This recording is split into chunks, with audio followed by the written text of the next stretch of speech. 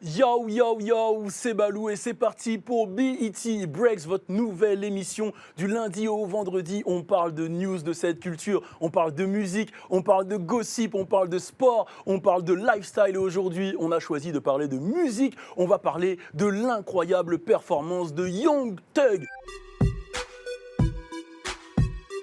Young Thug a réalisé la meilleure performance avec son projet So Much Fun, c'est-à-dire 131 000 ventes en première semaine. C'est clairement son meilleur démarrage. Pour ceux qui n'ont pas écouté le projet, franchement, je vous le conseille parce qu'il y a des feats de ouf. Vous me connaissez, je suis fan d'Atlanta. Il y a Future, il y a Gunna, Young Gunna, il y a Lil Baby, il y a Carti, Playboy Carti, il y a Lil Uzi, il y a MGK, il y a Lil Duke, il y a 21, il y a Juice WRLD, il y a Nav, il y a Travis Scott. Oui, la liste est longue. Et c'est surtout en producteur exécutif J. Cole qui a réalisé le sale. Ce qui me fait plaisir, c'est comme il l'a dit dans son interview avec No Jumper, c'est que l'homme a appris des erreurs des anciens et il arrive à les appliquer avec son label. C'est-à-dire que la formule fonctionne énormément.